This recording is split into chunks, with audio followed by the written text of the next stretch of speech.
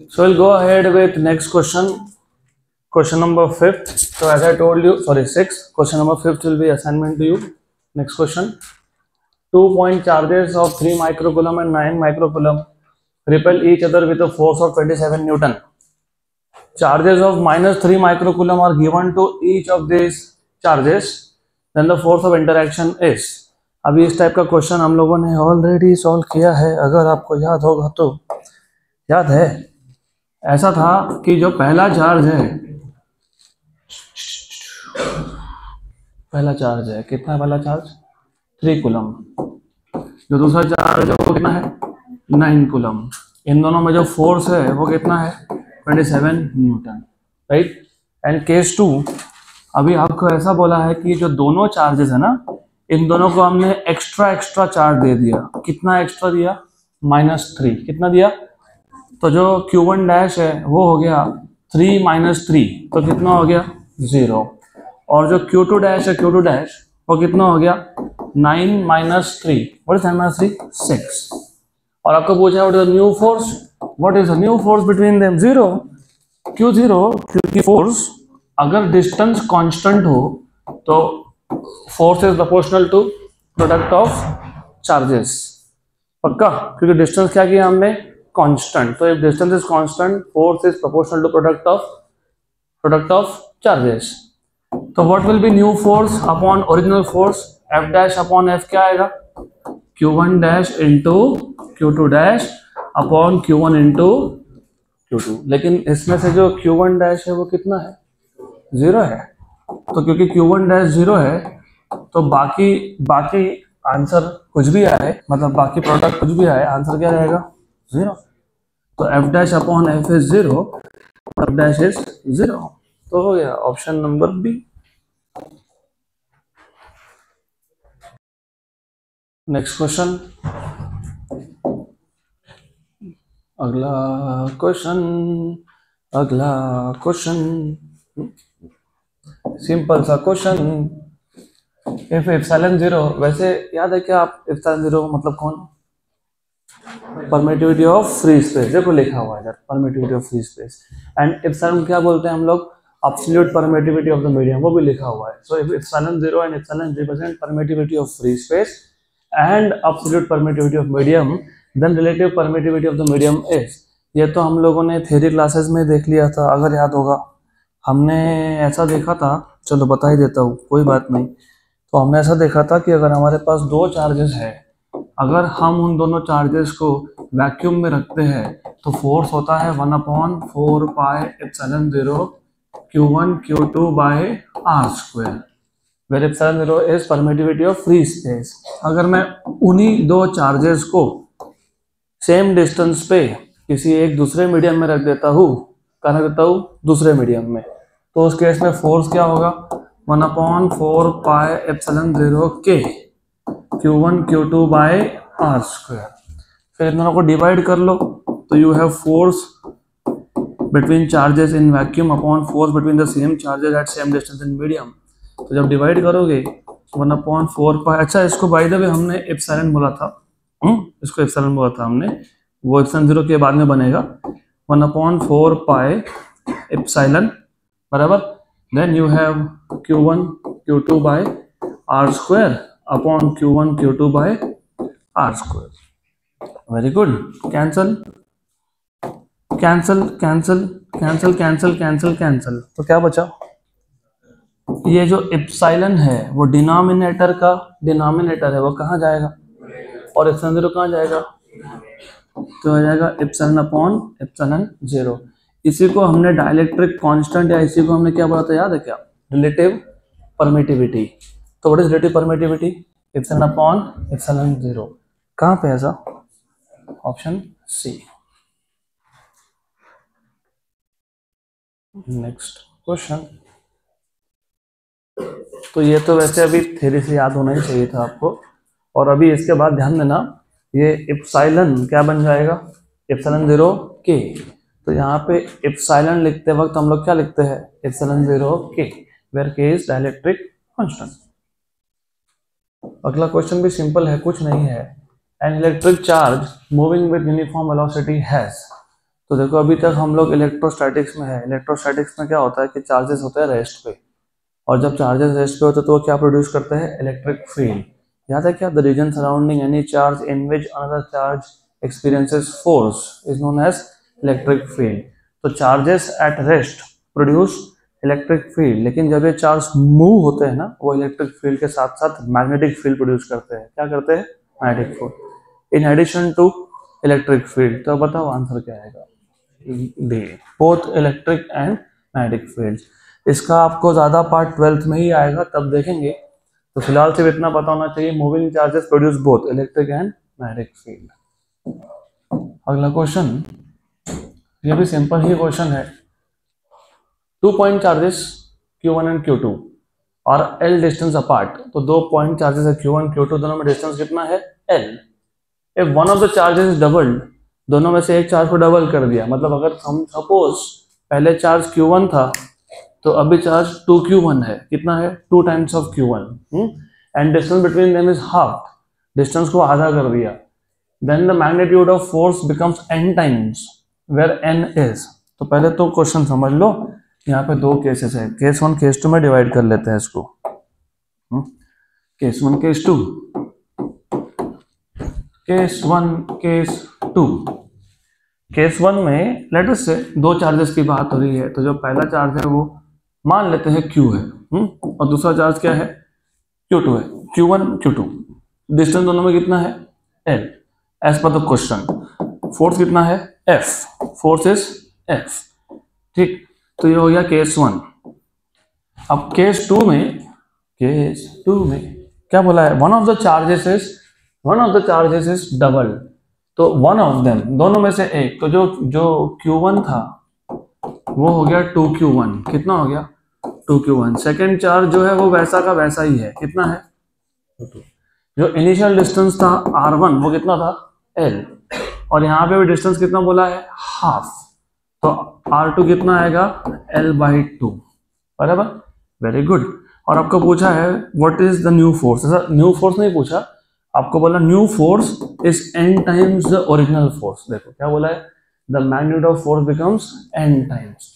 तो जो new force है वो n times of original force है। किसकी वैल्यू पूछी है आपको, n की। क्वेश्चन समझ में आया। 2 चार्जेस थे Q1 Q2, डिस्टेंस था L, फोर्स था लेटर से F।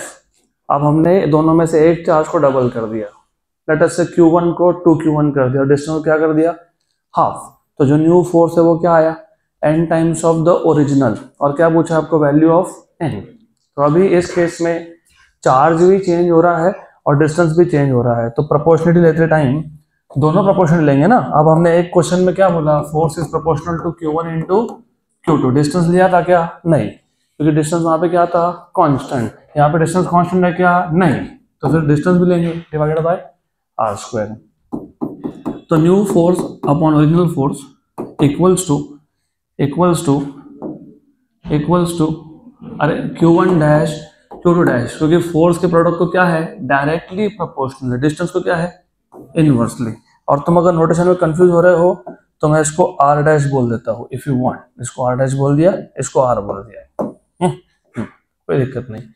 तो प्रोपोर्शनलिटी डिस्टेंस के साथ कैसा है, इनवर्स। तो क्या लिखूंगा मैं, r डैश का स्क्वायर, राइट। और यहाँ पे नीचे f है, तो यहाँ पे Q1 इंटू Q2 भी क्या आएगा, नीचे आएगा, और डिस्टेंस कहाँ जाएगा, ऊपर, बराबर। और थोड़ा सा अच्छे से नोटिस किया होगा तो यहाँ से तुमको समझ में आया क्या, f डैश बाय f की वैल्यू क्या आ रही है, n, क्या आ रही है। तो ये f डैश बाय n क्या है, f डैश बाय f क्या है, n। Q1 dash, how much is Q1 dash, and Q2 dash is Q2। What is r dash, L/2, उसका स्क्वायर कितना, L²/4।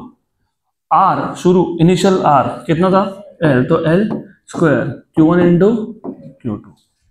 क्या क्या कैंसिल हो गया, Q1 Q2 और L², और ये 4 कहाँ गया, 4 इंटू 2 कितना होता है, 8। तो n की वैल्यू कितनी आ गई, 8। तो 8, ऑप्शन ए। चलो अभी इससे आपको एक ट्रिक बना के देता हूँ, वो ट्रिक काम में आएगा, थोड़ा सा ध्यान दो। तो मैं आपको एक ट्रिक बना के देता हूँ, बहुत सारे क्वेश्चन इसमें से एक ट्रिक में से सॉल्व हो जाएंगे आपके। फोर्स किस पर डिपेंड करता है? Product of charges and distance के स्क्वायर पे। तुम चार्जेस चेंज करो तो भी फोर्स चेंज होने वाला है, डिस्टेंस चेंज करो फिर भी फोर्स चेंज होगा, दोनों चेंज करोगे तो भी फोर्स चेंज होगा। तो जो न्यू फोर्स है ये ओरिजिनल फोर्स के कंपेरिजन में n टाइम्स, मतलब 2 टाइम्स 3 टाइम्स 4 टाइम्स ऐसा हो सकता है। तो मैं एक काम करता हूँ, मैं n ही सीधा सीधा डिफाइन कर देता हूँ। आगे आपने नोटिस किया होगा हमारा n का फॉर्मूला क्या आया था? क्या आया n का formula? Q1 dash Q2 dash upon Q1 into Q2 ऐसा आया। और डिस्टेंस का जो केस है वो आ जाएगा R अपॉन R डैश का स्क्वायर। अगर तुमको ये याद है तो अभी देखो, अगर मैं बोलता हूँ डिस्टेंस कांस्टेंट है, डिस्टेंस क्या है?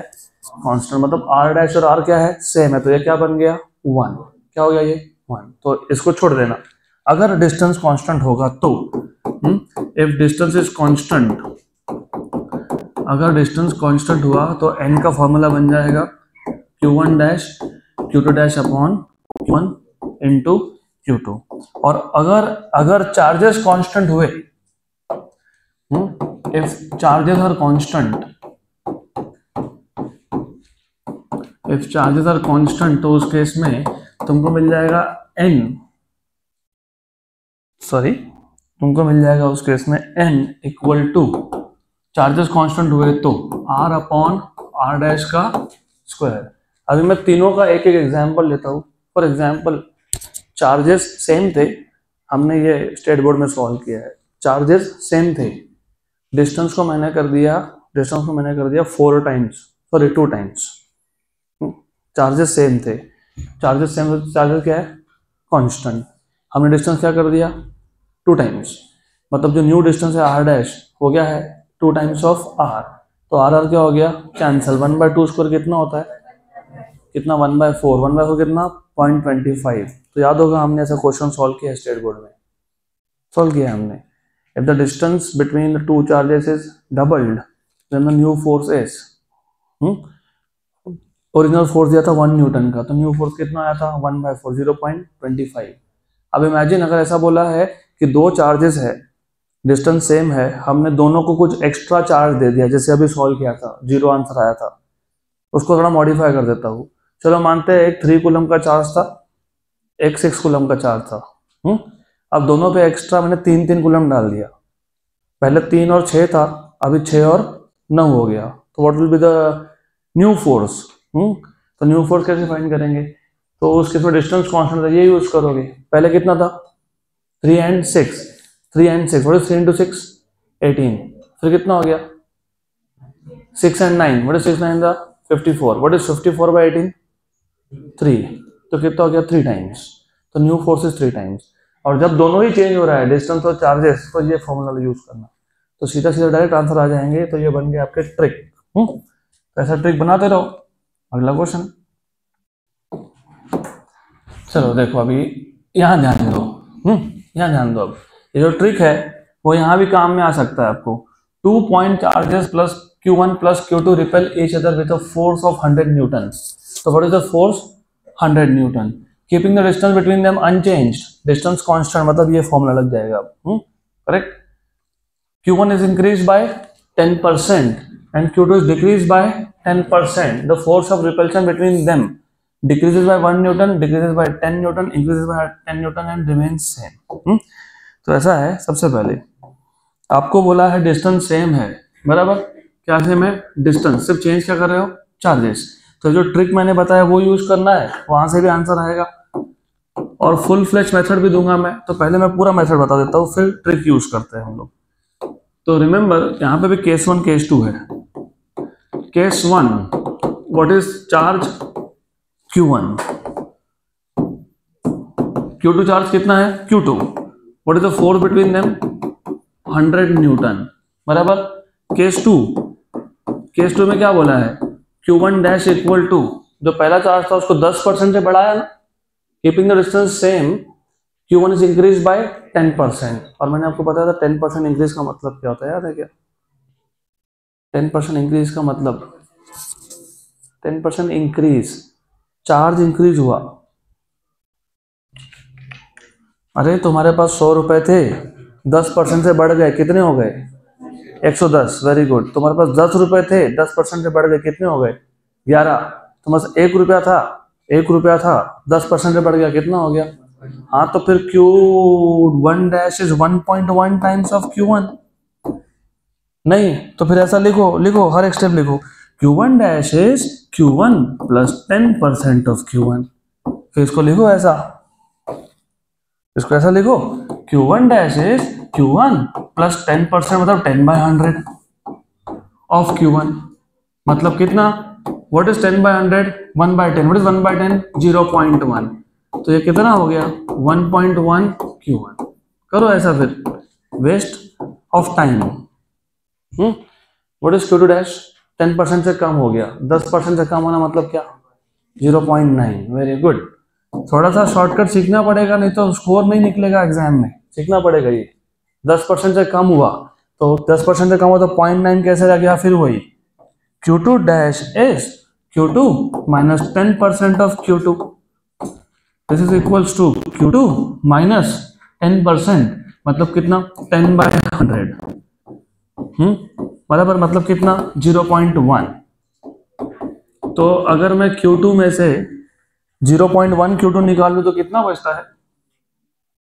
0.9। कितना बचता है? 0.9। तो Q2 डैश कितना हो गया? 0.9 Q2। तो that is why I am telling you this is waste of time. थोड़ा फास्ट करो speed. F is proportional to Q1 into Q2, distance तो है कांस्टेंट, तो F dash by F is equals to Q1 dash Q2 dash upon Q1 into Q2। F dash by F, what is F? 100. Q1 dash, how much is Q1 dash? 1.1 Q1. What is Q2 dash? 0.9 Q2 upon Q1 into Q2। तो Q1 into Q2 क्या हो जाएगा? Cancel cancel cancel. Very good very good very good. तो एक काम करना, अब ऐसा करना, कैसा करना? F डैश इक्वल्स टू, ये कितना है? 1.1, वो कितना है? 0.9, ये कितना है? 100 उधर गया, 10 इसको दे दो, 10 उसको दे दो, दे दिया 10 10, दे दिया 10 10। Very good. तो कितना हो गया? 11 इंटू, तो कितना हो गया? 99 न्यूटन। बराबर, सही है। कितना हो गया? 99 न्यूटन। अब क्वेश्चन पढ़ो, पहले कितना था? 100, अभी कितना हो गया? 99। बराबर, तो what is change in force? Original force minus new force, 100 minus 99, तो कितने से कम हो गया? तो डिक्रीजेस बाय 1 न्यूटन। ठीक, अरे यहाँ ध्यान दो, क्वेश्चन तो हो गया। ये इतने स्टेप्स, जो आंसर एक स्टेप में आता है तुम उसको 15 स्टेप में करोगे तो कैसे चलेगा काम? Trick trick trick trick trick. अभी मैंने आपको बताया था अगर डिस्टेंस कांस्टेंट है तो मैंने आपको, आप यूं वन इन द पिंक, कब से देख रहा हूं मैं, मुझे बताओ डिस्टेंस कांस्टेंट है तो what is the formula for new force, मतलब फोर्स कितने टाइम चेंज हुआ, उसके लिए फॉर्मूला क्या था?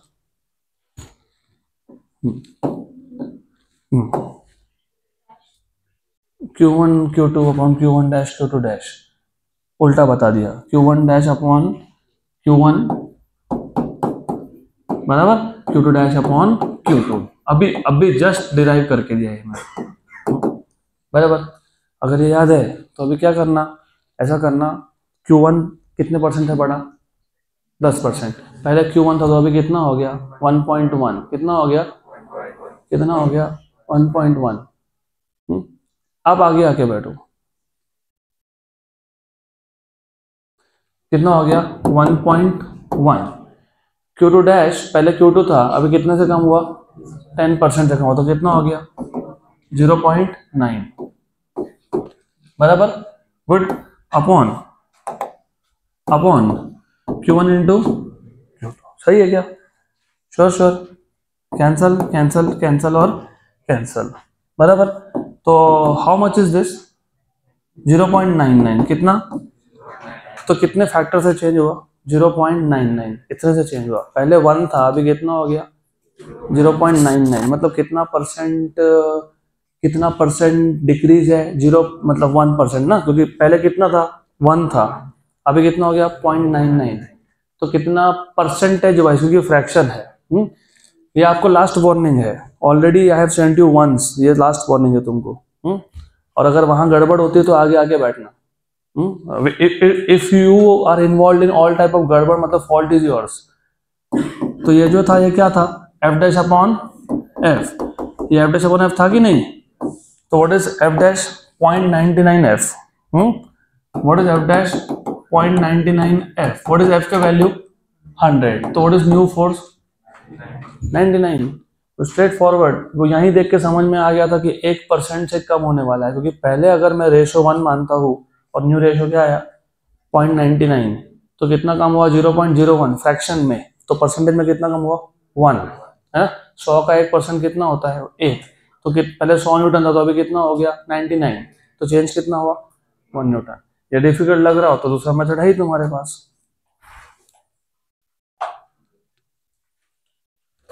अगला question,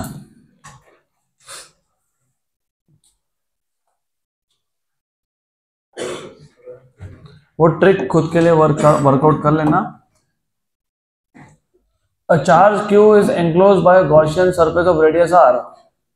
If the radius is doubled, then the outward flux will. You remember, ये भी क्वेश्चन हमने बोर्ड्स में करके रखा है, अगर याद होगा तो। आपको बोर्ड मतलब आपके टेक्स्ट बुक में एक ऐसा क्वेश्चन था, हमारे पास एक चार्ज है 5 कूलम का, which is enclosed in a sphere of radius r. What is the flux through that sphere? उसका ऐसा बोला था आपको, if the radius of the sphere is doubled, पहले 1 मीटर था रेडियस, तो क्या कर दिया 2 metre. What is the new flux? No change. क्यों नहीं चेंज? क्योंकि यू रिमेंबर जो फ्लक्स होता है according to Gauss law, flux is charge enclosed upon epsilon 0। अब मैं ये यहाँ पे एक चार्ज है Q, तो मैं अगर रेडियस r का एक स्फीयर लूं या फिर अगर रेडियस 2r का एक स्फीयर लूं, अल्टीमेटली दोनों स्फीयर में चार्ज एनक्लोज कितना है? सेम है। तो फ्लक्स क्या होगा? सेम। तो flux will remain same. Simple, done. Option A. Next question, ये अच्छा क्वेश्चन है, गुड। वैसे ये हमने याद है क्या? Electric field due to a dipole at a point on the axis, ये क्लास में डिराइव किया था हमने। वही क्वेश्चन आ गया आपको सीईटी में, सेम। याद है तो डायरेक्ट आंसर है, नहीं याद है तो मुझे वापस सॉल्व करके देना पड़ेगा, which I will do anyways. An electric dipole is as shown in figure. एक इलेक्ट्रिक डाइपोल है -q + q। The electric potential at point P point पे पोटेंशियल निकालना है ड्यू टू डाइपोल इज। चलो रिपीट ही हो जाएगा, कोई बात नहीं। Let us repeat this theory part. This is axis of the dipole. उसके बाद आपके पास डाइपोल में 2 चार्जेस होते हैं, एक चार्ज है यहाँ पे -q, एक चार्ज है यहाँ पे +q। ये है सेंटर ऑफ द डाइपोल। यहाँ से यहाँ तक का डिस्टेंस है a, यहाँ से यहाँ तक का डिस्टेंस है a। और आपको यहाँ पे P पॉइंट पे फाइंड करना है, क्या फाइंड करना है? Electric field. और डिस्टेंस कितना है? x। अगर याद होगा आपको, चलो एक काम करते हैं, नहीं याद है ऐसा अज्यूम कर लेता हूं मैं, ये A और ये B, यहाँ पे माइनस चार्ज है, यहाँ पे प्लस चार्ज है। P पॉइंट ये negative as well as positive, सीधा बैठो, गार्डन है क्या ये? तो ये P पॉइंट -q और +q दोनों के फील्ड में है। दोनों के फील्ड में, कोई बीच में आंसर नहीं देगा, दोनों के फील्ड में है। मुझे अगर P पॉइंट पे इलेक्ट्रिक फील्ड निकालना है, P पॉइंट पे, इस पॉइंट पे, what is the direction of electric field of point P due to positive charge? What is the direction of electric field due to positive charge?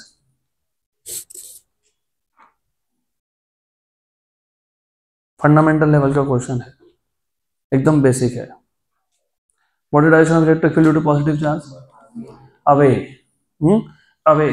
तो ये P point पे जो B का electric field होगा वो क्या होगा? अवे। और ऊपर से क्योंकि डिस्टेंस पे डिपेंड करता है इनवर्सली, डिस्टेंस कम तो फील्ड ज्यादा। एंड इफ यू रिमेंबर, हम लोगों ने ये डिस्टेंस भी फाइंड करके रखा था। ये डिस्टेंस क्या है? x, ये क्या है? a, तो ये कितना है? x - a। तो distance of point P from B is x - a। पक्का? तो ये आ गया इलेक्ट्रिक फील्ड। किसका electric field?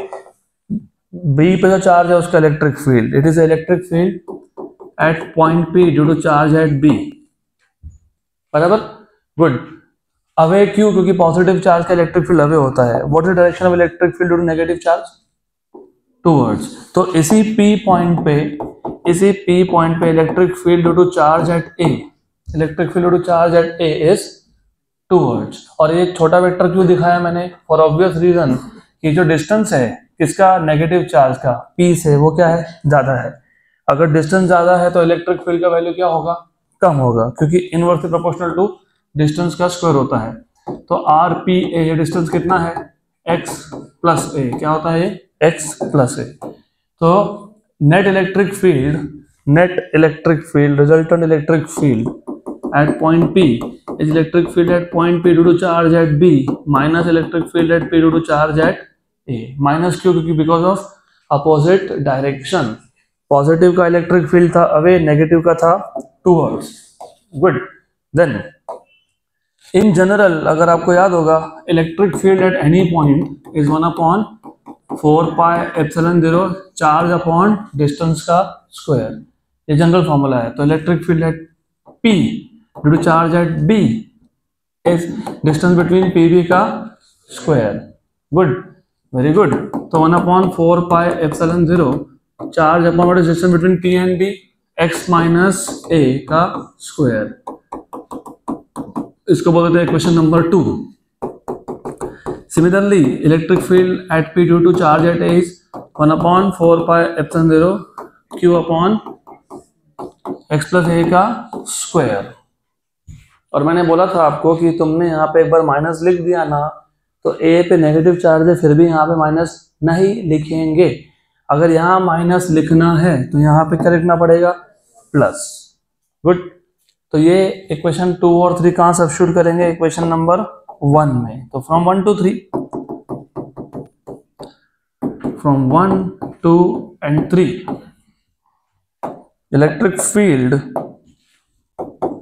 At P equals to electric field at P due to B, वो कितना आया, 1/4 pi epsilon 0 q upon x minus a square minus 1/4 pi epsilon 0 q upon x plus a का square.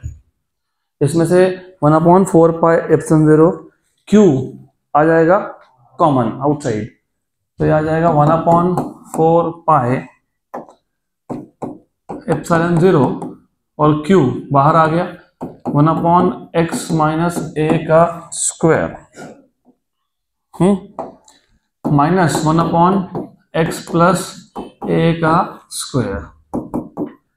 तो q/4 pi epsilon 0 cross multiply x plus a square minus x minus a का square upon x minus a square into x plus a square, good, very good. तो this is equals to q/4 pi epsilon 0 x plus a का square क्या होता है, x square plus 2ax plus a square minus x minus a का square क्या होता है, x square minus 2ax plus a square upon इन दोनों का स्क्वायर है तो कॉमन निकाल लेते हैं, x minus a into x plus a common square, this is equals to q/4 pi epsilon 0। जब मैं ब्रैकेट ओपन करूंगा तो रिमेंबर जो टर्म पॉजिटिव है वो बन जाएगी नेगेटिव, जो नेगेटिव बन जाएगी पॉजिटिव। यहाँ पे सेकेंड टर्म में बोल रहा हूं मैं, सेकेंड ब्रैकेट में, तो ये हो जाएगा पॉजिटिव और ये हो जाएगा नेगेटिव, तो ऐसा हो जाएगा, गुड। तो ऐसा होने की वजह से एक्स स्क्वायर क्या हो गया, कैंसल, क्या हो गया, कैंसल, क्या हो गया, कैंसल। तो 2ax प्लस 2ax कितना हो गया, 4ax। तो q/4 pi epsilon 0 4ax upon ये जो है ये x minus a x plus a x square minus a square का स्क्वायर। उसके बाद ये जो 2ax है ना, मतलब 4ax है ना, इस 4ax को मैं ऐसा लिखता हूँ, कैसा लिखता हूँ, 1/4 पाई एप्सिलॉन 0 तो लिख लेते हैं पहले, ये कौन है, q, ये कौन है 4 है, क्या है ये 4 है, इसको लिखता हूँ 2 है, लिख सकता हूँ क्या 2 है, और इंटू 2 लिखूँ क्या, यस, इंटू क्या लिखेंगे x अपॉन क्या लिखेंगे x square minus a square का स्क्वायर, वेरी गुड, पक्का पक्का, sure sir. You remember something called as electric dipole moment. वैसे इलेक्ट्रिक डायपोल मोमेंट के टर्म्स में है क्या आंसर, नहीं, answer is not in terms of electric dipole moment, ठीक है। फिर आंसर आ गया हमारा 1 एंड 2 जा, तो 1/2 pi epsilon 0 2QAx upon x square minus a square का स्क्वायर। देखो तो जरा कहां पे है, कहां पे है देखो, नहीं है ना, है ना, है आंसर है, ढूंढोगे तो मिलेगा। तो मैं तुमको बताता हूँ कि गलती क्या है, गलती कुछ भी नहीं है, गलती हमारे क्वेश्चन रीड करने में जो मैंने जानबूझ के किया, पता है क्यों किया, क्योंकि तुमको उन्होंने इलेक्ट्रिक पोटेंशियल पूछा है, इलेक्ट्रिक फील्ड पूछा ही नहीं है। क्या पूछा है देखो, इलेक्ट्रिक पोटेंशियल, है ना। और ऐसा है कि इलेक्ट्रिक पोटेंशियल का कॉन्सेप्ट तो तुम सीखते हो 12th में, कब सीखते हो, यहाँ तो इन्होंने अब भी पूछ लिया, फिर क्या करेंगे। तो दो तरीके हैं, एक है तुम इलेक्ट्रिक फील्ड फाइंड करो, इलेक्ट्रिक फील्ड से पोटेंशियल फाइंड करते आता है, which is a very simple step, मैं वो बता देता हूँ। दूसरा डायरेक्टली पोटेंशियल भी फाइंड कर सकते हो, जैसे इलेक्ट्रिक फील्ड फाइंड किया वैसे डायरेक्टली पोटेंशियल भी फाइंड हो सकता है। मैं तुमको दोनों में से बता देता हूँ। अभी यहाँ तक आ ही गए ना हम लोग, तो एक काम करेंगे, ये इसको रखेंगे और ये जो 2 है इसको भी कैंसिल कर देंगे, मतलब बेसिकली क्या करेंगे 4 और 4 कैंसिल कर देंगे। अभी ऐसा है कि 11th में तुम पोटेंशियल का कॉन्सेप्ट सीखते ही नहीं हो, सीखा क्या तुमने 11th में पोटेंशियल इलेक्ट्रोस्टैटिक्स में, नहीं, लेकिन क्वेश्चन तो पूछ लिया इन्होंने, तो पूछ लिया, वो 12th में आना चाहिए था, पर कोई बात नहीं, आ गया तो आ गया, कोई दिक्कत नहीं है। इलेक्ट्रिक फील्ड क्या है वो बता दो मेरे को, A into q into x, a into q into x upon कितना pi epsilon 0 x square minus a square का स्क्वायर। याद है क्या मैंने तुमको बताया था कि electric field is potential difference upon distance, वो स्पार्क प्लग का क्वेश्चन था, याद है, स्पार्क प्लग का क्वेश्चन आया था, 2 प्लेट्स दोनों में पोटेंशियल डिफरेंस 5000 वोल्ट का है, डिस्टेंस बिटवीन 2 प्लेट्स 5 सेंटीमीटर है।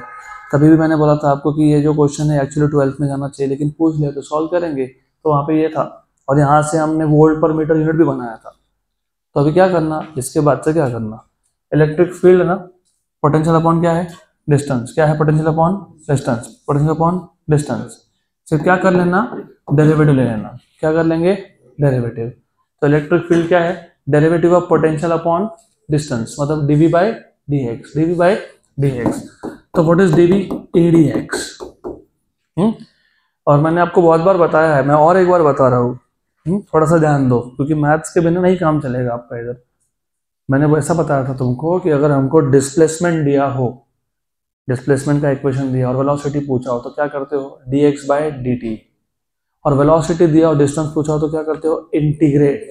यहाँ पे भी वैसा ही है, पोटेंशियल दिया होगा, इलेक्ट्रिक फील्ड पूछा होगा, पोटेंशियल दिया होगा, इलेक्ट्रिक फील्ड पूछा होगा, तो डेरिवेटिव, इलेक्ट्रिक फील्ड पहले पता है और पोटेंशियल पूछा है तो क्या करेंगे इंटीग्रेट, तो क्या करेंगे इंटीग्रेट। बस अभी इंटीग्रेशन करना का काम रह गया आपका, और इंटीग्रेशन करोगे तो आपको आंसर मिलने वाला है यहाँ से ऑप्शन डी। कौन सा, ऑप्शन डी, बराबर।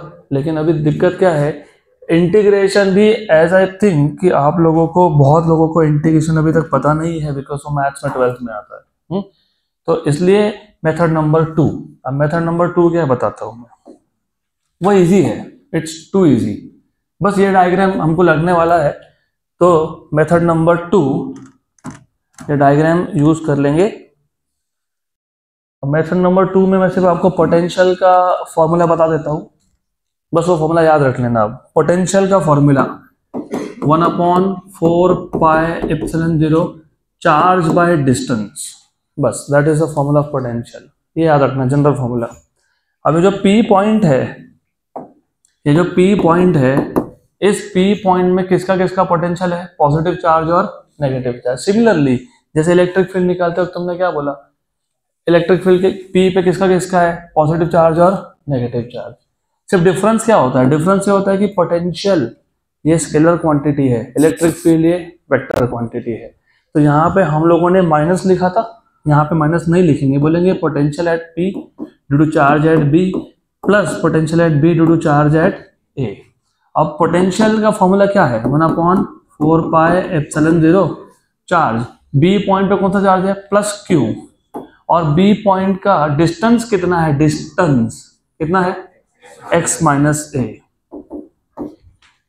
बराबर, sure, good. What is the potential due to charge at a, तुम तीनों में से एक, 1/4πε0, what is charge at a, minus, तो इधर क्या लिखेंगे, माइनस, क्या लिखेंगे, माइनस, तो ये माइनस क्यों आया, because of negative charge, distance कितना है, x प्लस ए, बराबर। अब बताओ क्या कॉमन निकलेगा दोनों में से, हाँ, Q/4πε0, 1/x minus a minus 1/x plus a, वैसा ही है ना, हाँ वैसा ही है, एक तीर में दो निशाने मारने चले, हमको ध्यान तो होना चाहिए ना आपका, इलेक्ट्रिक फील्ड का भी काम हो गया, एक नया कॉन्सेप्ट भी सीख लिया और डायरेक्ट भी फाइंड कर रहे हो। तो अभी इसको क्रॉस मल्टीप्लाई करके बताओ मेरे को क्या आएगा, ये x plus a minus x minus minus plus a, बराबर, x और x आ जाएगा आंसर, यह क्या बचा, x माइनस ए इंटू एक्स प्लस ए, तो Q/4πε0, x और x क्या हो गया, तो क्या आया 2a upon x square minus a square, 1 और 2 जा, बराबर, तो 1/2πε0 AQ upon x square minus, आया क्या आंसर, आया, हाँ। तो now you know the difference, कि ये जो एक जानबूझ के गलती करने का पर्पस ही होता है कि तुमको ये समझ में आए कि इलेक्ट्रिक फील्ड से भी तुम फाइंड कर सकते हो, लेकिन वो लंबा मेथड है। तो सिर्फ पोटेंशियल का फॉर्मूला पता होने से तुम्हारे स्टेप्स बहुत कम हो गए, पक्का पक्का, तो आ गया तुम्हारा आंसर। सिर्फ पोटेंशियल का ये फॉर्मूला याद रखना आप इसके आगे से। चलो, one last question of this chapter, 2023 CET का क्वेश्चन है, how many electrons are required to accumulate a charge of 5 coulomb. देखो ऐसा है, ये सेम क्वेश्चन तुम्हें स्टेट बोर्ड में था, how many electrons are required to accumulate charge of 1 coulomb, ऐसा क्वेश्चन था। तब हमने बोला था कि 1 इलेक्ट्रॉन पे चार्ज होता है 1.6 × 10⁻⁻19 कूलम, बराबर। फिर हमने ये भी बोला था कि यहां से सिर्फ इसको शिफ्ट कर दो, तो 1/1.6 × 10⁻⁻19 electrons equal to how much of charge, 1 coulomb. फिर अगर तुमको याद होगा, मैंने बोला था कि डेसिमल हटा देना, 1/16 × 10⁻⁻20 equals to 1 coulomb, this many electrons is 1 coulomb. 1/16 की वैल्यू होती है 0.0625, 0.0625 × 10⁻+20, क्योंकि ऊपर गया ना, हाँ, इक्वल्स टू कितना आ गया, 1 कूलम। फिर हमने डेसिमल यहाँ के 10⁻20 के 2 डेसिमल इसको दे दिए थे, तो अभी भी दे दो, दे दो, तो कितना हो गया, 6.25 × 10⁻18 electrons equals to how much of charge, 1 coulomb. तो अगर मुझे 5 कूलम का चार्ज चाहिए, तो 5 × 6.25 × 10⁻18, बराबर। व्हाट इज 5 × 6, 30, व्हाट इज 5 × 25, 125, तो 5 × 0.25 is 1.25, तो 30 और 1.25 कितना, 31.25 × 10⁻18 इलेक्ट्रॉन्स, या फिर 3.125 × 10⁻19, तो 3.125 × 10⁻19 या 31.25 × 10⁻18, ऑप्शन सी। तो इसी के साथ ये चैप्टर हुआ खत्म।